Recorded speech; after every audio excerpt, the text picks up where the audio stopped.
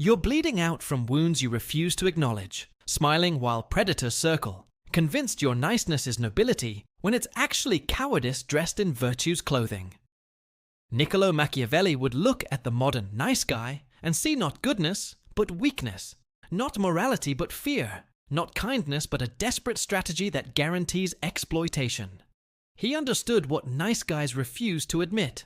The world doesn't reward virtue. It devours it.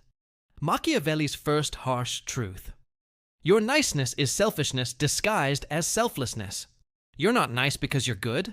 You're nice because you're afraid of conflict, rejection, and standing alone. Every time you agree when you want to disagree, every time you smile when you want to scream, you're not being virtuous. You're being manipulative. You're trying to purchase approval with compliance, trading your authenticity for the hope that others will like you. But here's what Machiavelli knew. They don't like you. They use you. The nice guy believes that if he's good enough, helpful enough, sacrificial enough, the world will eventually reward him. Life owes him for his niceness. The promotion, the girl, the respect. When it doesn't deliver, he becomes bitter, resentful, convinced the world is unfair. Machiavelli would laugh at this naivety. The world owes you nothing for your weakness. Being harmless isn't the same as being good. I watched a man spend 15 years being the perfect employee, never complaining, always available, taking on extra work without extra pay. He was everyone's favorite colleague, the one they went to when they needed help. When the promotion came, it went to someone who had been there 2 years, but who understood what the nice guy didn't. Power respects power, not servitude. The helpful colleague remained helpful, useful, and overlooked. Here's Machiavelli's brutal observation. It's better to be feared than loved if you cannot be both. The nice guy has inverted this completely. He'd rather be pitied than respected, rather be liked than effective, rather be comfortable than powerful. He's chosen the path that seems safest, but is actually most dangerous because it makes him everyone's resource, but no one's priority. The nice guy's relationship with women reveals the depth of his self-deception. He befriends women he desires, hoping that niceness will eventually translate to attraction. When it doesn't, he feels betrayed, as if there was an unspoken contract that kindness earns intimacy. Machiavelli would point out the obvious. Desire isn't a charity that rewards good behavior. Attraction is immoral. The bad boys who succeed where nice guys fail understand that power, confidence, and danger are more attractive than submission packaged as kindness. Your niceness is actually contempt for others disguised as respect. You believe others are too fragile for your truth, too weak for your boundaries, too sensitive for your authentic self. So you lie constantly. Little lies, white lies, lies of omission. Machiavelli understood that this isn't kindness, it's condescension. You're treating others like children who can't handle reality while positioning yourself as the noble protector of their delusions. The nice guy avoids confrontation like death, but Machiavelli knew that confrontation is life. Every boundary you don't set, every challenge you don't issue, every fight you don't fight is a piece of territory you've ceded. You think you're keeping the peace, but you're actually surrendering ground. And once others know you won't fight, they'll take everything. Not because they're evil, but because nature abhors a vacuum. And your niceness is a vacuum where strength should be. I knew a business owner who prided himself on being the nice boss. He never fired anyone, never gave harsh feedback, never demanded excellence. His business slowly died, not from external competition, but from internal rot. His niceness had created a culture of mediocrity, where incompetence was protected and excellence unrewarded. Machiavelli would say he murdered his business with kindness. Here's what nice guys don't understand about reciprocity. It's not automatic. You assume that giving creates obligation, that others will naturally return your kindness. Machiavelli observed the opposite. Excessive giving creates contempt. People don't respect what's freely given. They value what must be earned. Your constant availability makes you worthless. Your endless understanding makes you a doormat. Your infinite patience makes you ignorable.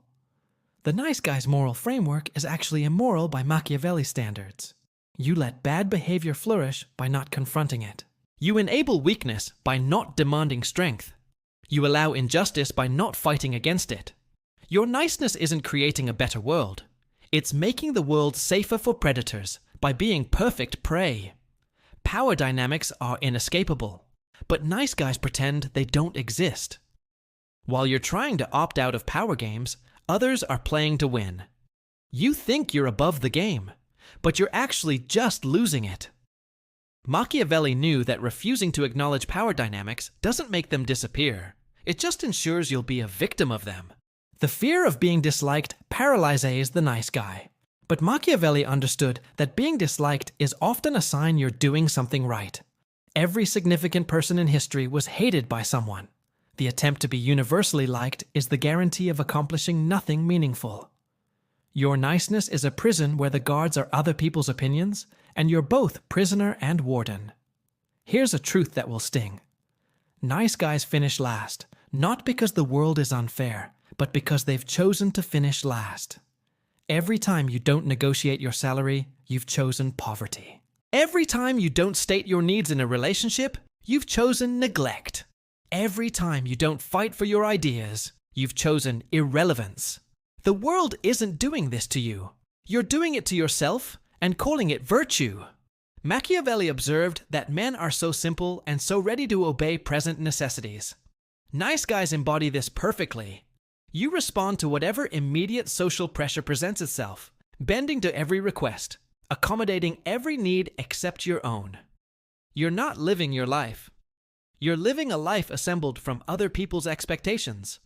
The nice guy's anger is particularly pathetic because it's always indirect. You won't confront directly, so you become passive-aggressive. You won't fight openly, so you sabotage secretly. You won't express anger cleanly, so it leaks out as resentment, sarcasm, and subtle undermining. Machiavelli would say that even your anger lacks courage. I watched a man destroy his marriage by being too nice to have difficult conversations.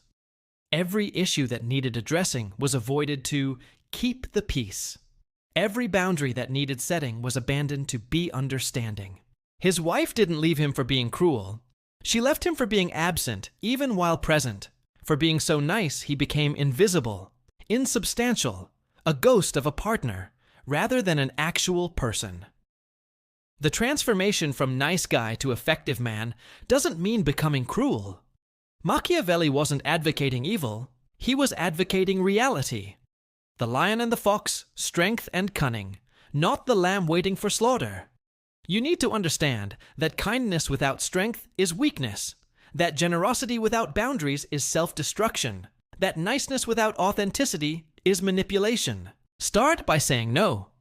Not with explanation, justification, or apology. Just no. Feel the discomfort of others' disappointment and don't rush to fix it. Their feelings about your boundaries are their responsibility, not yours.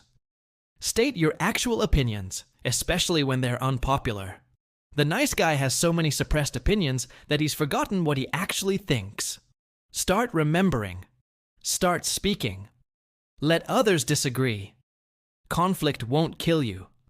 The absence of conflict is already killing you slowly. Negotiate everything. Your salary, your relationships, your boundaries. Stop accepting whatever's offered and start demanding what you're worth. The nice guy believes that asking for more makes him selfish. Machiavelli knew that not asking for more makes you a fool. Embrace strategic thinking over emotional thinking. Nice guys operate from emotion. Fear of rejection, need for approval, anxiety about conflict. Start thinking strategically. What do I want? What leverage do I have? What's the smart move, regardless of how it feels? Understand that respect is earned through strength, not through service. People don't respect those who serve them. They respect those they must reckon with. Become someone who must be reckoned with, not someone who can be relied upon for free labor. Accept that you will be disliked, misunderstood, even hated when you stop being nice. This isn't tragedy. It's freedom. The people who only liked your compliance were never your friends. The relationships that only survived your self-sacrifice were never real. Let them burn.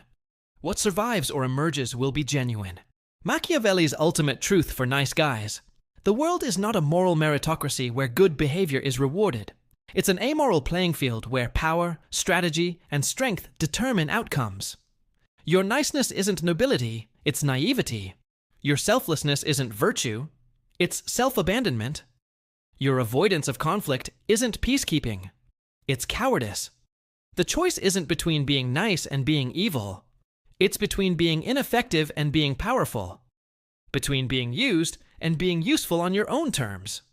Between being liked for your weakness and being respected for your strength. Machiavelli would tell you that it's better to be a conscious player in the game of power than an unconscious victim of it. Stop being nice. Start being real. Stop being harmless. Start being capable of harm, but choosing when to use it. Stop being everyone's resource. Start being your own priority. The world doesn't need another nice guy bleeding out while smiling. It needs men who understand power, respect reality, and have the courage to be disliked while building something meaningful. Your niceness is not your virtue, it's your vice. And until you understand that, you'll remain exactly where nice guys always remain.